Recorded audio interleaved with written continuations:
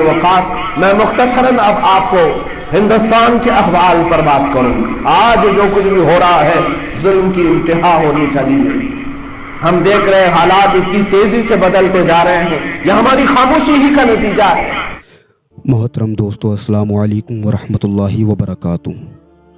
दोस्तों, आज मैं आपको इस वीडियो से थोड़ा सा पैगाम देना चाहता हूँ, एक एहसास कराना चाहता हूँ जो हालात हाज़िरा हैं उससे मुताल्लिक। मैं चाहूँगा कि आप मेरे साथ बने रहें, थोड़ा सा मुख्तसर सा टाइम निकाल लें। दोस्तों, कई चीज़ों का मैं इस वीडियो में खुलासा करने वाला हूँ। आप जानते हैं कि इलेक्शन करीब है। वो लोग जो ये कहते हैं कि हम मारे जा रहे हैं, हमारी कोई आवाज़ नहीं उठा रहा है, आखिर इसका ज़िम्मेदार कौन है? तो दोस्तों, इसी के ताल्लुक़ से मैं आज मुफ्ती अकरम रज़ा साकी साहब की वीडियो पे रिएक्शन देने वाला हूं। तो मैं चाहूँगा कि आप मेरे साथ बने रहें, आप इस वीडियो को देखें। नाज़रीन किराम, अस्सलामु अलैकुम वरहमतुल्लाहि वबरकातुहू। वालेकुम अस्सलाम वरहमतुल्लाहि आज मैं आपको थोड़ा सा एक पैगाम देना चाहता हूँ, एक एहसास कराना चाहता हूँ जो हालात हाजिरा हैं उससे मुताल्लिक। जी, मेरे साथ आप बने रहें। इंशाअल्लाह कई चीज़ों का मैं आज खुलासा करना चाहता हूँ। एक तरह से आप ये देख रहे हैं कि इलेक्शन करीब है जी, और इस वक्त में विपक्ष की जो भी पार्टियां हैं वो सब एकजुटता का सबूत दे रही हैं। जी हज़रत। लेकिन मैं कहना ये चाहता हूं यहाँ पर कि सब एक हो रहे हैं और सब पार्टियां एड़ी चोटी तक के जोर लगा रही हैं छोटे छोटे दलों को भी अपने साथ शामिल करने में। यहाँ पर मैं आपके सामने एक इस हकीकत का इंकिशाफ करना चाहता हूं जी, कि वो लोग जो ये कहते हैं कि हम मारे जा रहे हैं, हमारी कोई आवाज नहीं उठा रहा, जी, तो आखिर इसका जिम्मेदार कौन है? जी, तो इसके ताल्लुक से मैं कहना चाहूंगा कि जो कयादत है, कयादत का फुकदान नहीं, कयादत तो है लेकिन कयादत तस्लीम नहीं है हमें। हालात ये हैं। आज भी अभी आपने देखा मुफ्ती सलमान अजहरी साहब को जो गिरफ्तार किया गया, जी, तो उसमें असदुद्दीन ओवैसी साहब की पार्टी के जो विधायक हैं वारिस पठान वगैरह, तो वो तो पहुंचे और दीगर और भी उनके मेंबरान वगैरह पहुंचे, लेकिन जिनको आप 80-90% झोली भर भर करके वोट देते हैं तो वो नहीं पहुंचते। यहां तक के जो जिस पार्टी से जुड़े हुए मुस्लिम नेता भी हैं उनके मुंह में भी दही जमा पड़ा, वो भी नहीं बोलने के लिए तैयार हैं। वजह यह है कि जब इंसान किसी सेकुलर पार्टी में भी या किसी दूसरी पार्टी में जब पहुंच जाता है तो कम ही ऐसे लोग होते हैं जो अपनी जबान खोल पाते हैं। जो कुछ हैं बेबाक, इक्का दुक्का कोई, लेकिन ज्यादातर के मामलात ये होते हैं कि ऊपर से उनके ऊपर शिकंजा कसा जाता, प्रेशर होता उनके ऊपर, इसलिए वो नहीं बोल पाते। तो हम गैरों से क्या तवक्को कर सकते हैं ऐसे में? इसीलिए अगर आप ये चाहते हो कि आपकी आवाज बुलंद हो, आपके ऊपर जुल्म सितम ना हो, आपके शाइर इस्लाम महफूज रहें, आपकी जानें महफूज रहें, आपके मकानात महफूज रहें, आपके बच्चों के मुस्तकबिल रोशन हो, तो उसके लिए जरूरी है कि अपनी लीडरशिप कायम करें, या ये है कि जो लीडर हैं उनको तस्लीम कर लीजिए। मगर क्या करा जाए उस कौम का कि जो उसको बेचारे को दलाल, असदुद्दीन ओवैसी को तो दलाल बता देते हैं। मेरे सामने कई लोगों ने इस तरह के तफसीरें करे। मैं बस उसी का खुलासा करना चाहता हूं आपके सामने। मेरा खून खोल जाता। मैं कहता हूं अच्छा दलील दीजिए, असदुद्दीन ओवैसी साहब को आप दलीलों से साबित कीजिए दलाल कि वो दलाल है। आप बीजेपी की बी टीम है, करो साबित आप। तो दलील क्या देते हैं कि वो लंगड़ी लूली, कि वो आजम खां जो है इतना खुल करके बोलते हैं, तो देखिए उनको ये सजा मिल रही है कि वो जेल में है, और बैरिस्टर असदुद्दीन ओवैसी साहब जो बोलते हैं वो खुला फिर रहे हैं, अभी तक उनको जो है इस तरह से कहीं कुछ भी नहीं हुआ। तो पहले तो इसका मैं एक जवाब ये दूंगा कि आजम खान की जबान में और उनकी जबान में जमीन और आसमान का फर्क है। कुछ चीजों में आजम खान कुछ ज्यादा ही वो कर जाते थे जो कि इंसानियत से गिरी बात है। बाकी अच्छे उर्दू दां हैं, अच्छी उर्दू बोलते हैं। दूसरी बात यह है कि अगर पढ़ाई लिखाई का मामला देखें तो असदुद्दीन ओवैसी साहब एक दायरे में बोलते हैं, वो कानून के बेहतरीन जानकारी रखने वाले हैं, बैरिस्टर हैं वो, तो एक चीज ये भी है, वो अगर मुद्दे उठाते भी हैं तो वो मुस्लिम हुकूक की बात करते हैं, तो वो कोई भड़काऊ तो नहीं हुआ। वो तो इस अंदाज में अपनी कौम को अगर ये कहते हैं कि भाई तुम सिर्फ दरी उठाने वाले हो, तो इसमें कोई भड़काऊ तो नहीं हुआ मामला। और दूसरी बात मैं कहता हूं, ठीक है चलो मान लिया, वो अगर बचे फिर रहे हैं और आजम खान साहब या दीगर जो हमारे बहुत से एमएलए एमपीज वगैरह जेलों में हैं अगर आज, तो उनको क्या मैं जेलों में कर दिया गया और असदुद्दीन ओवैसी साहब जेल में नहीं है, तो उसकी एक वजह समझ में आती है। तो बताऊं मैं आपको, बस 1-1.5 मिनट का वक्त लूंगा मैं आपके साथ में, मेरे साथ बने रहें, शायद मेरी बात से आप मुत्तफिक हो, और जो भी हो आपकी राय मेरी बात समझने के बाद में आप बताइएगा जरूर कमेंट करके, क्योंकि ये वक्त थोड़ा इलेक्शन का चल रहा है, इसलिए मैं इस वक्त में 1-2 बातें कहना चाहता हूं शरई एतबार से भी, क्योंकि उलमा की भी की इस वक्त में ये जरूरत है कि वो अपने सही रहनुमाई करें। तो मैं ये कहना चाहता हूं कि देखिए, असदुद्दीन ओवैसी साहब को शायद अगर शिकंजे में नहीं कसा जा रहा तो उसकी एक वजह है। वजह यह है कि वो भी खड़े होते हैं, अच्छा खड़े क्यों ना हो, उनका अधिकार है, खड़ा मैं भी हो सकता हूं, खड़ा वो भी हो सकते हैं, कोई भी हो सकता है ना, हमारा जमहूरी मुल्क है ना, तो वो खड़े होते हैं।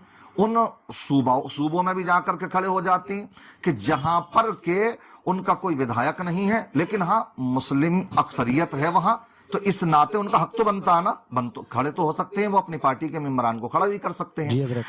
अब जब वो खड़े होते हैं तो वो ये कहते हैं कि देखिए बीजेपी को फायदा पहुंचा देते हैं, ये भी दलील है एक उनकी। मैं ये कहता हूं, मैं ज्यादा नहीं जाता कहीं, सिर्फ यूपी को ले लीजिए, यूपी में जितनी भी छोटी छोटी पार्टियां हैं, अगर वो बड़े किसी गठबंधन में शामिल ना हो, जैसे कि असदुद्दीन ओवैसी साहब को बेचारे को कोई चिमटे से पकड़ने के लिए तैयार नहीं होता, उनको कोई शामिल ही नहीं करता, इसी अंदाज में अगर दूसरी छोटी छोटी जो पार्टियां जिनके पास 4, 5, 7, 10, 12 विधायक मौजूद हैं, तो अगर इनको बड़ी पार्टियों का समर्थन ना मिले, उसमें गठबंधन में इनको शामिल ना किया जाए, तो इनका हश्र भी वही होगा जो असदुद्दीन ओवैसी का हो जाता हैगा। इसलिए अगर आप लोग मजबूत हो तो ये बात कह सकते हो ना कि हमारे 15, 20, 22% होने के बावजूद आखिर कुछ सीटें क्यों नहीं दी जाती हमारे मुस्लिमों को। असदुद्दीन ओवैसी को 2-4 सीटें दे दी जाएं विधानसभा के इलेक्शन में, या लोकसभा का इलेक्शन है तो उसमें कुछ सीटें दे दी जाएं, वो नहीं देते। जानते क्यों? ये समझने की जरूरत है। जिस दिन ये बात तुम्हारी समझ में आ गई जो अब मैं बयान करने के लिए जा रहा हूं, तो शायद तुम्हारी आंखें खुल जाएंगी।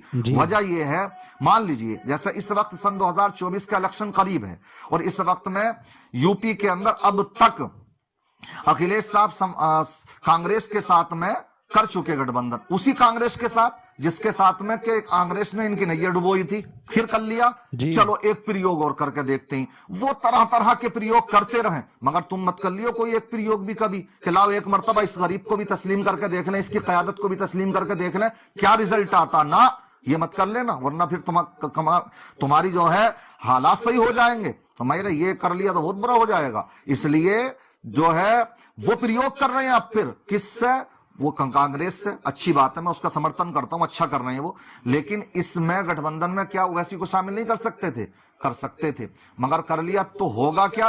अब बात आएगी कि उनको सीटें दी जाएं, तो सीटें कहां की देंगे? वो सीटें जो देंगे तो वो कोई उनको काशी और मथुरा की थोड़ी दी जाएंगी। उनको जब सीटें दी जाएंगी तो जहां मुस्लिम अक्सरियत है वहां की दी जाएंगी ना। वो कौन सी जगहें हैं? खासकर जैसे कि रामपुर हो गया, मुरादाबाद हो गया, या इसी तरीके से सहारनपुर है, या देवबंद है, या कुछ और मुस्लिम इलाके हैं, आजमगढ़ वगैरह है, वहां की तो दी जाएंगी। जो भी है उनको अगर दी जाए, गठबंधन में शामिल कर लिया जाए तो 1 या 2 जो भी सीटें दी जाएंगी।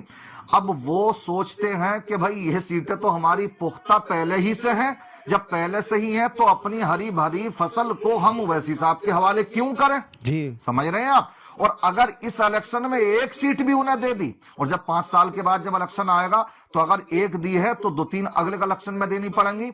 इसी तरीके से ये मुसलमानों का जो बिखराव होता रहता है, फिर इनको एक कायद मिल जाएगा, इनको एक कायद मिल जाएगा। कायद क्या मिल जाएगा? फिर उनको ये लगेगा कि अब मुसलमानों को ये दलाल नहीं है भाई, इनकी 4-5 सीटें इनको बढ़ाओ, तो 10-5 साल में मुसलमानों की लीडरशिप कायम हो जाएगी। इसीलिए चाहे अखिलेश हो, मायावती हो, बीजेपी हो, कांग्रेस हो, छोटी से छोटी पार्टी हो, कोई भी इस बात को नहीं चाहता है कि तुम्हारी कयादत कायम हो जाए, तुम्हारी लीडरशिप कायम हो जाए।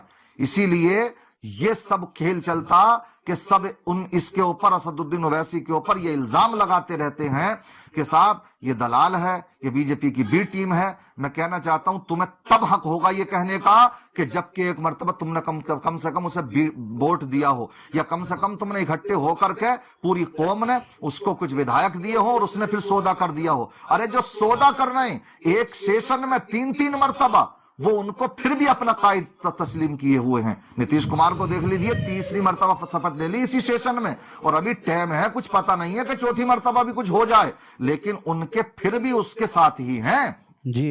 تو جو سودے بازیاں کر رہے ہیں، سب کچھ کر رہے ہیں، وہ لوگ پھر بھی اپنی رہنما کے ساتھ میں ہیں، اور جس نے کہ تمہاری آواز ہی اٹھائی ہے آج تک، تو تم اس کو اپنا کیا کہتے نظر آتے ہو؟ دلال کہتے نظر آتے ہو۔ مسلمانوں اگر نہیں سمجھو گے تو میں سمجھتا ہوں کہ نہیں ہو پائے گا کچھ بھی تمہارا۔ اسی لیے مفتی سلمان اظہری نے اس طرح کے حالات جو ہو رہے ہیں اس پر ایک تبصرہ کیا تھا، ایک اپنا بیان پیش کیا تھا۔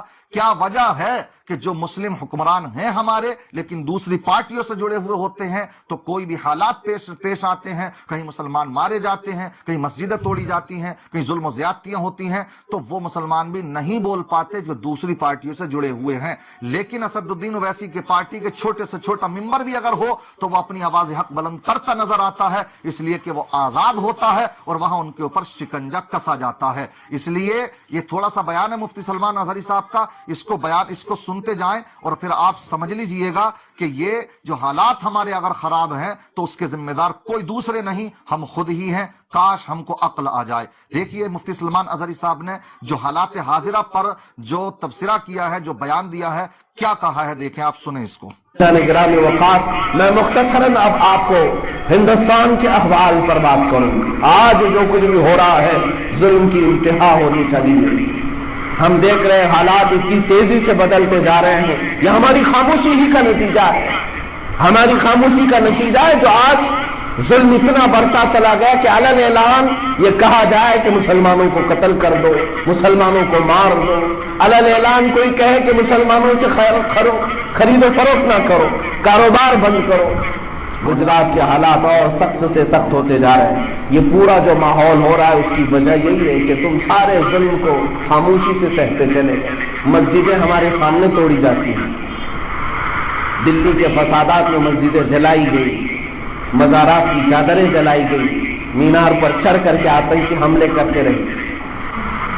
عزیزان گرامی وقار، یہ بات اس قدر بڑھتی چلی گئی کہ میں ان لوگوں سے آج گزارش کرتا ہوں کہ جنہیں اللہ نے زبان دی، طاقت دی، منصب دیا، کرسیاں دی، تو کم از کم اپنے وقت کے اور اپنے منصب کے صحیح استعمال کے ساتھ امت کے حق میں آواز تو اٹھاؤ۔